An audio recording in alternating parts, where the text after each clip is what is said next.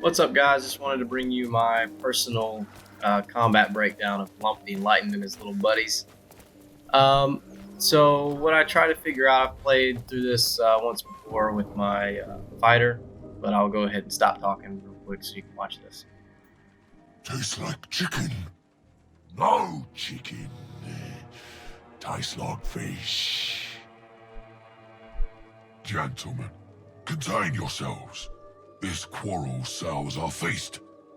Besides, tastes like pork. And what surprise is this?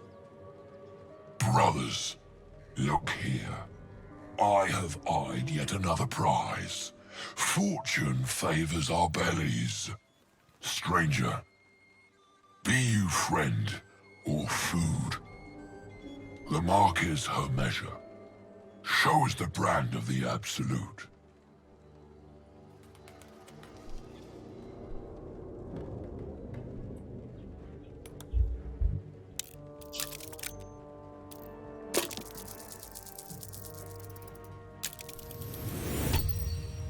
Indeed. How regrettable that your meat must go unsavored. Food? Food. Not food. Friend. Am I not astonishing? A robust diet makes for a shrewd mind, you see. I am a gourmand, and you, a delicacy. Were I so lucky?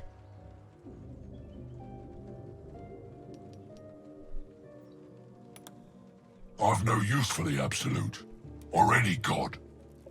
I follow two masters only, gluttony and greed. The goblins understand my appetites. They sate my hunger for gold. And the rest sate my hunger for meat. Boss Goblin give gold. We check brand. Good deal. No talk.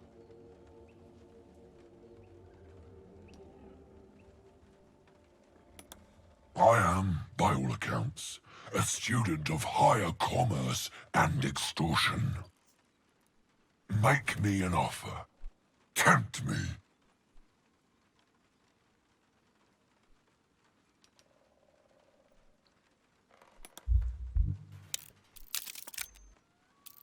So, funny thing, I've never actually had a time in which I've actually succeeded in this because I needed to roll a 20.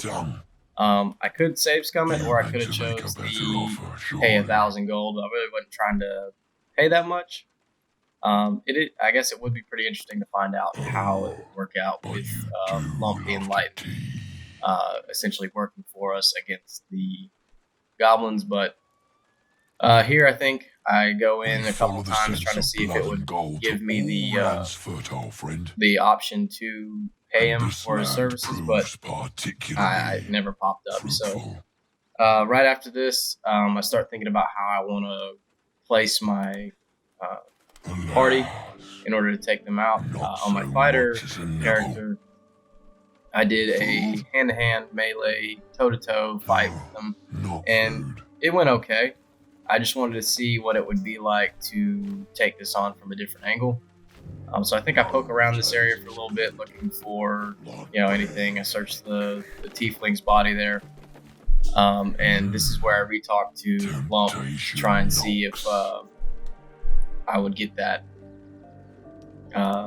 Make me an what is it?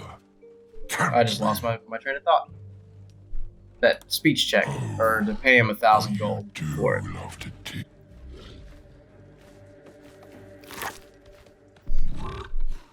Gnome tastes good. So we got a tarnished locket, mace, some thieves' tools, and right here is where I start deciding what I want to do. That perception check right there is actually for a beam right there where my cursor was at, that just highlighted in white. That crack support beam, there's actually some scaffolding or some roofing that is compromised, that we can use that to our advantage. I'm not sure if you can still break that beam if you fail your perception check, because I don't know if it's like a little bit of a guarantee that you'll get it since you have 4 characters to choose from. But if not, the way that I set my players up should still bring success to anybody who's playing a ranger or thief or trying to take this on from a range perspective. The main reason I did was in the name of conservation. I mean, obviously I have 20 health potions with my main character, and then I can't remember how many the other characters have. But I'm not too sure how many I might need for, say, the hag or the goblin leaders, so I want to conserve as much as I can. So we're going to walk over here. There's that boulder that's going to drop once we break the supports. And what you don't want to do is you don't want to have your party actually on those supports, because they will fall, take damage, and be prone. So what you'll see me do is you'll see me ungroup everyone from the party and then place them individually where I would like them to be placed at. I'll get back to you once that happens.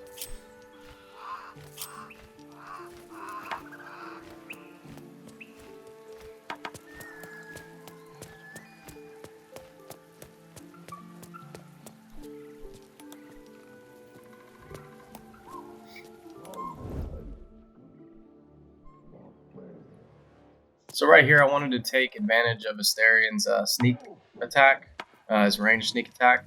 So we're going to go ahead and hide him right there. I really wanted everybody hidden, so that way I could bring them into combat on my own terms. And I'm not sure if they weren't hiding, I'm pretty sure they would automatically be added to the combat sequence. So a lot of times, when setting up for fights, this is what I'll do. I'll ungroup the entire party, place them where I want them, put them hidden, and then initiate combat with whomever I want to initiate with. Like right here, I go ahead and use my ranger to break the support beam. Hitting a little quick save, and we're going to get it rolling.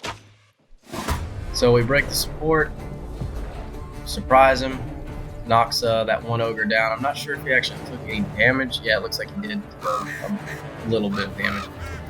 I'm not sure about the cat in combat. I know one thing that it will help is your other characters that are hidden. It will turn the sight lines. So right there, I just exposed Will on accident. But since Shadowheart is behind that wall, she remains hidden, and I created a huge opening for Asterian here. Did some massive damage there from sneak attack, poison. He has 2, I think since I gave him the thief subclass, he gets 2 bonus actions. I believe that comes with fast hands. That's what actually causes that. And with my ranger here, I'm just gonna stay up high, and I'm kind of weighing my options of using an acid arrow to drop their armor class, make it easier for them to be hit. I think I end up deciding to go with the Oil of Sharpness. I'm just kind of poking around here, seeing what my options are. And this is something I would stress to people is take a moment, instead of rushing combat, take a moment to look over everything that you have at your disposal, and absolutely use it. There are certain things like that poison I held over, the wyvern poison. I believe I'm going to save that for a much larger fight, whether it be with the hag or I've already taken out the phase, spider, matriarch, whatever it was. And I just kind of wanted to hold on to it for a little bit to see if there'd be a tougher fight in which I wanted to use it. So we swap over to Shadowheart, and I believe I start engaging with Sacred Flame on Lump. My biggest thing was to get Lump down. To me, by far, he stands out amongst his peers. As you'll see here soon, he does cast Mirror Image, I believe it is, significantly increasing his chance to not be hit. And I believe we get some lucky strikes against that. So we go ahead and use Bless. That should help us actually connect more with our attacks. Right here, I'm just kind of thinking about what I want to do next, thinking about the next round. What are they possibly going to do? In my opinion, I know the ogres can't jump onto the roof. They can't climb the ladders. So right here, I decide, well, you know what, the best thing they can probably do is throw boxes and chairs and benches and beds and what have you. They can just throw those at me. Which you'll see that here in just a second.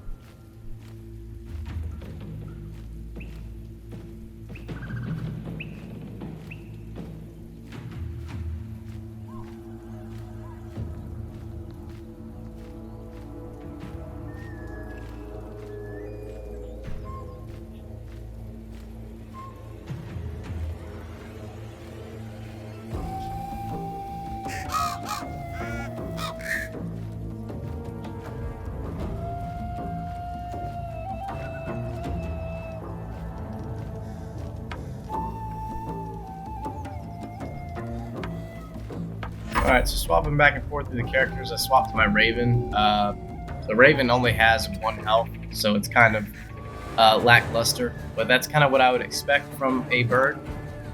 The reason I like the Raven is because it's highly accurate and it blinds enemies. It's got a decent movement. I don't have to worry about fall damage or anything like that because it's technically a flying creature. You'll see a little bit of a bug here where he throws a boulder at Will, and then Will just kind of floats on top of it. And it gets real crazy later on, in which I have to skip over Will's turn because they throw another boulder at him, and he kind of gets jammed in between them. And we're just going to meow with the cat. I'm not really sure what to do with him right now.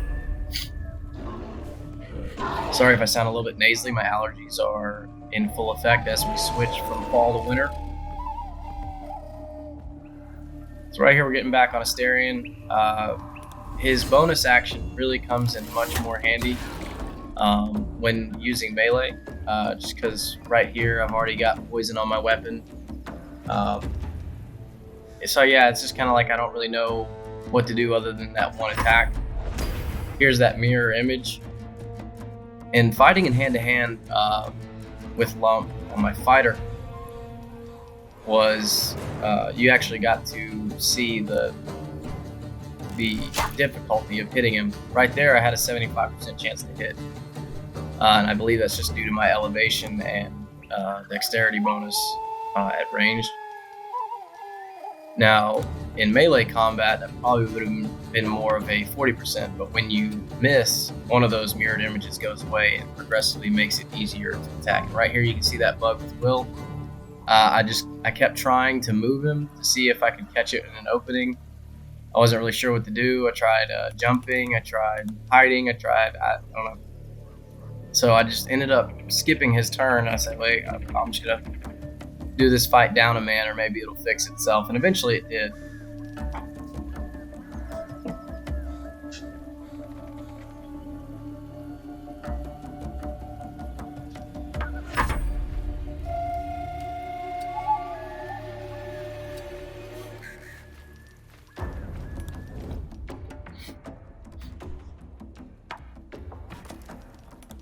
Alright, so slowly I'm starting to get my Raven into range. I tried another Sacred Flame.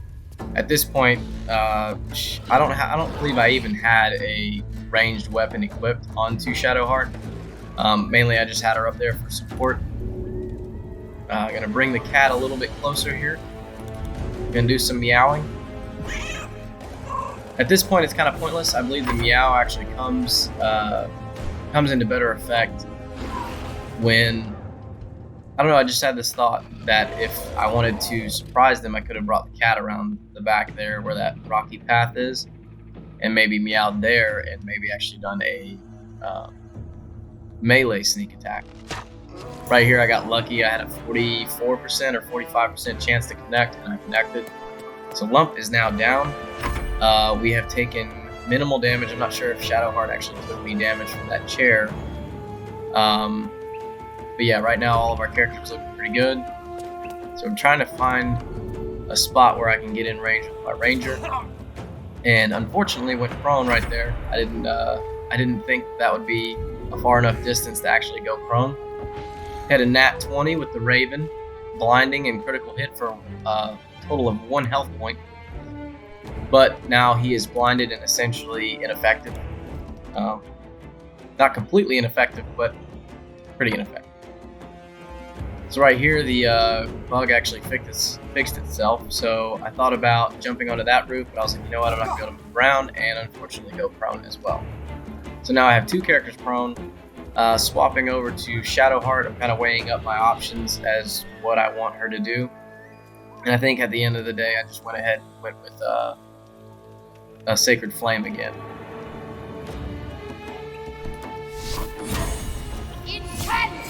Did a total of 1 health point damage there. So right here, he's going to move back, and I believe he's going to pick something up and throw it. Yeah, he's going to throw it at the cat. This is unfortunately going to miss. And then I bring my cat down. And right here, I was kind of confused. I thought for sure... Oh no, okay, I brought him up. At some point, I bring the cat down, and this is actually a mistake. Because poor little Mittens there doesn't make it fall. Fank is going to move out, and I'm kind of happy about this move that he made, because now I can actually get an attack on him and the other one as well. So bringing Asterion into range, we're going to go ahead and start working on Chalk and Fank. And reapply some poison, so that way we get to take advantage of that extra damage. I didn't notice prior to that attack that the poison had worn off. So make sure you always check your weapons. There will be some kind of color differential when they have something applied to them. So I just eat a potato here because I just wanted to use my bonus action. Got a nat 20 against Chalk there, doing 24 damage. And then I place my ranger behind this wall just to give him some cover from throwing objects. Fortunately, he made his saving throw there, so we didn't do any damage. Swapping over to Will, we're going to try and get him into the fight as soon as possible. And unfortunately, I won't be able to do that because my path is blocked, even though it's a 94% chance to hit. So bringing the Raven back in, I just realized that he was hidden, so he was moving quite slowly. Not going to be able to do anything to Raven at that range. He's going to throw at Will and miss right there when that barrel started to kind of spiral at the end. When it got close to Will, I thought I was going to bug out again. But thankfully it didn't. And I believe this is where Mittens leaves us due to my poor decision making. I thought for sure a cat could handle that, but maybe not. So Fank is going to move out here. This is where we're going to take our first... I think we took some damage there. No, I believe it's on the next throw. So I'm going to bring Asterion in, and I believe I take down Chalk. Not all the way, but I start to work him down. So he's got 5 health left. I'm feeling pretty confident about that. And we're going to pop our ranger out of cover here. Drop him, roll another nat 20. Equaling out to 21 damage. And then I think I just move back behind cover here in case Fank decides that he wants to walk up and try and take me out. Bringing in Will here. I go ahead and use Scorching Ray and just blast all 3 of them on there. And with that, we did a total of 18 damage. And at this point, I thought about Hex, but I just decided against it since the fight is essentially over. Poor Fank here doesn't have many options at his disposal. I'm just kind of thinking about what I want to do.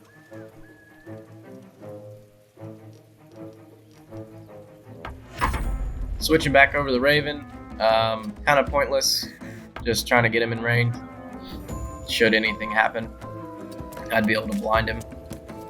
Moving Shadowheart up, go ahead and just end her turn. There's not much health left on old Fank over there.